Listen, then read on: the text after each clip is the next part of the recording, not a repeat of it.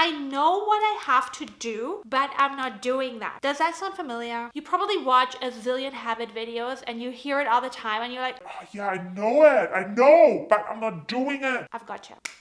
Congrats, you watching this video is literally the first step in you saying goodbye to your lazy girl era. Listen, I used to be this girl who was sitting there watching others being jealous, and I was just feeling miserable and unmotivated. I was this girl who stayed up late, got up late, who just couldn't really get to do the things that she wanted to do. I couldn't follow through. I always had good intention, I had plans, but I never did it. I stayed stuck in planning and I never executed. You love to make plans, but you never do anything with it. You never actually take action. I was frustrated, I was jealous, I was unfulfilled, but I got out of it. Guess what? Now I literally get up at 5 a.m. I have a clear structure, I have a clear routine, I work out 6 times a week, I have self-discipline, I sit down, I do the work, I edit my videos with my full-time job, I eat well, I cook healthy, I was able to lose over 20 pounds. I managed to exit my lazy girl era, and so can you, and I will share in this video how you're going to do that. So I have a clear 3-step process for you to follow. Step number 1, really important. You need a vision.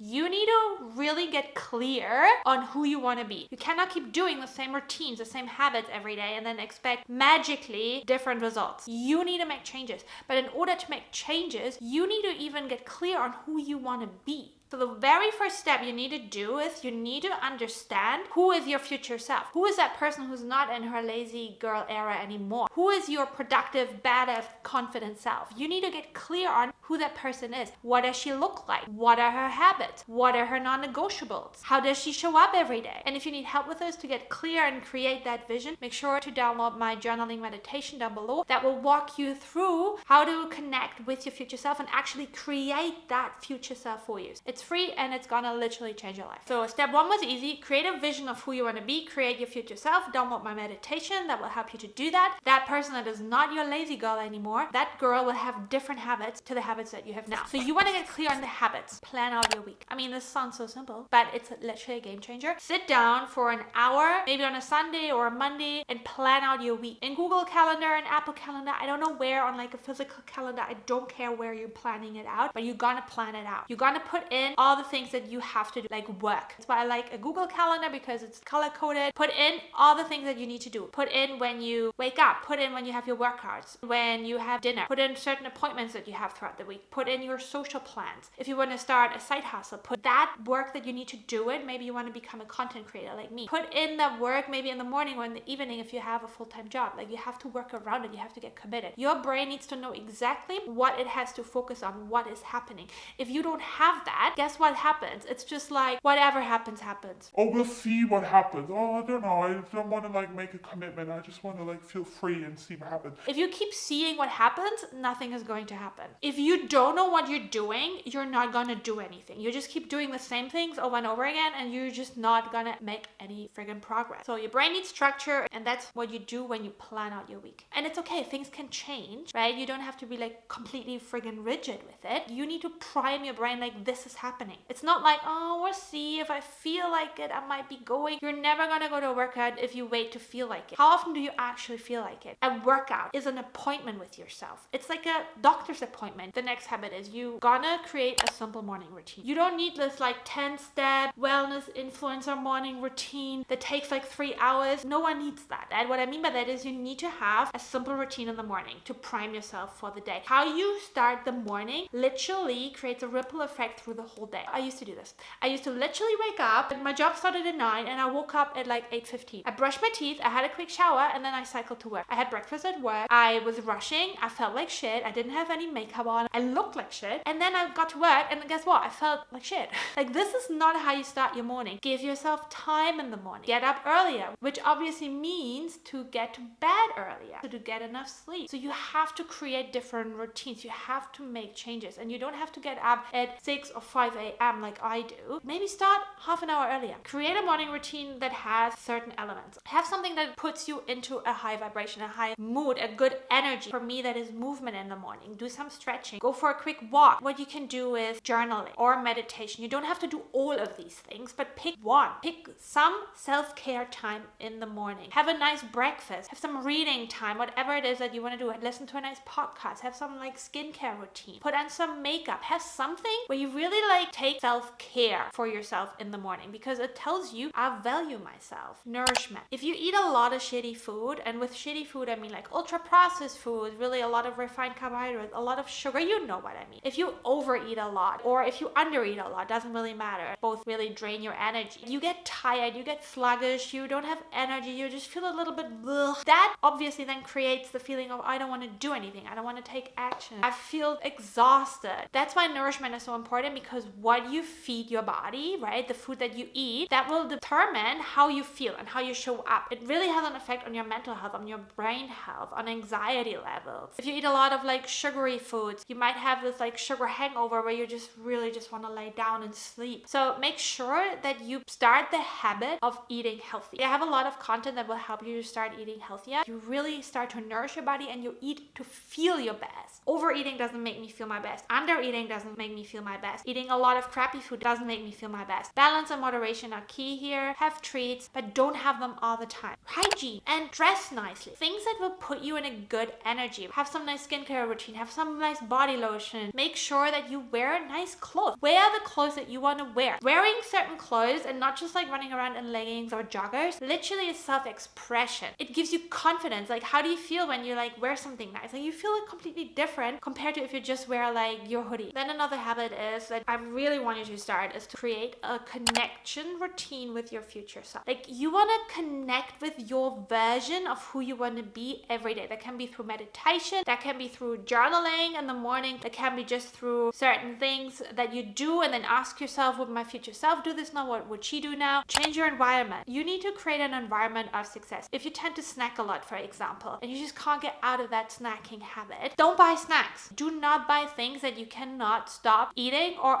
overeating on. What is the environment that I can thrive in? Go out. If you just feel like at home, go and change your environment. Go to a cafe and work. Go for a little walk around the block. How do you feel when you feel like you're really tired or you're in a slump and then you just go out for a little walk and you get fresh air and you get sunshine? It completely shifts your mood. Wake up early. I used to be someone who could not wake up early. You need to go to bed earlier. Obviously, you have so much more time in the morning. You will just have so much more energy. You will just feel so good when you get things done in the morning. Don't procrastinate until late afternoon. We have the most energy in the morning, and then create rewards. We are simple beings. We don't like to do change or do habits and not really get anything for it. If you tell yourself, okay, I'm gonna sit down and I do this work, then I get to watch my favorite show. When you don't do that and you watch the show even though you know you still have work to do, you will not actually enjoy it. You will actually feel guilty. If you actually do the work and then you have the reward, you will actually so enjoy it and you have no guilt and you just like can sit and completely relax because you know you have done the work. So this sounds all great, but now you're telling me, yes, Monia, I get that. I know I need to plan my week. I know I have to do all these habits. I know I should get up earlier. But guess what? I'm not doing it. I've got you. Because now we come to the next point. Step number 3, how you actually do the thing.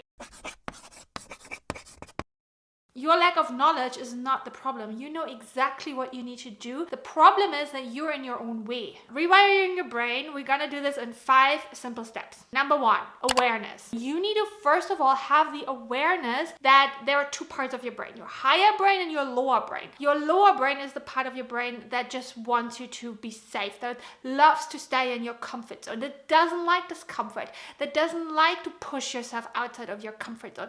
That is the part that comes in and negotiates with yourself, that comes in and says things like, oh, just hit the snooze button, just 5 minutes more. Even though you made a promise to yourself the night before that you're gonna get up early.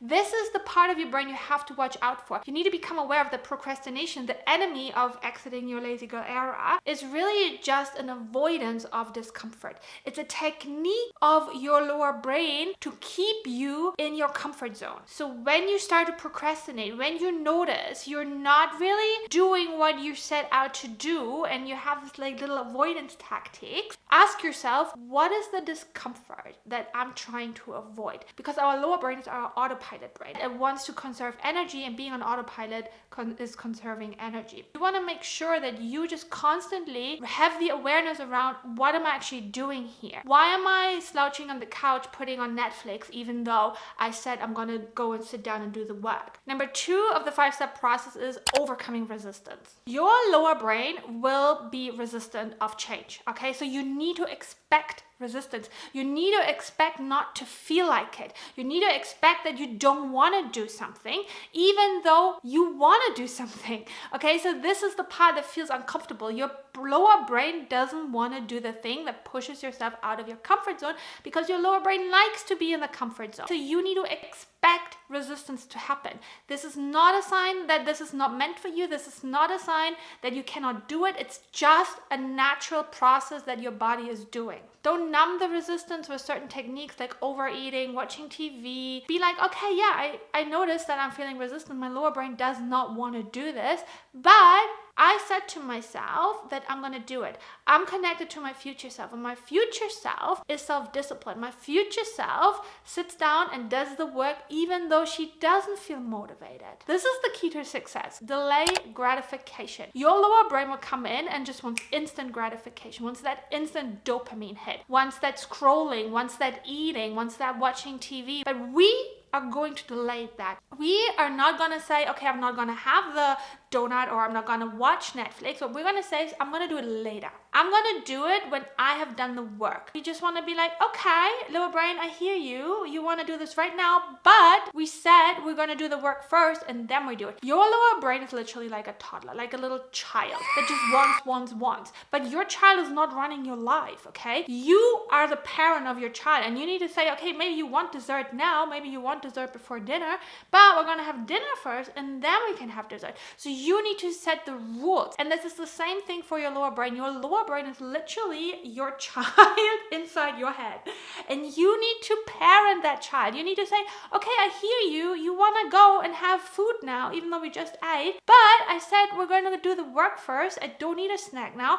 And then we can have a snack in a couple of hours when I have done the work and I can sit down and really enjoy it. Set a timer for 10 minutes. Sometimes even 10 minutes can get you out of that like immediate urge to do something. Number 4, connect to your future self daily. We forget things really quickly. Our brain is like so concerned with 1,000 things a day. We gonna have a reminder of what we're working towards to every day and who we want to become every day. So have a vision board, journal about it every day, really set an intention every day of who you want to become. Have a weekly planning session where you really think about, what are my goals for this week? You need to remind yourself every day. Number 5, fall in love with discomfort. If you avoid it, you will not grow. You will not progress. You will get to the end of this year, to the end of next year, and you're still at the same spot. You need to understand that it is not a problem. This needs to get into your brain. Your lower brain will tell you that this is a problem, that you cannot do it. Other people will not feel this way. Yes, everybody feels this way. The people who are successful and have what you want to have,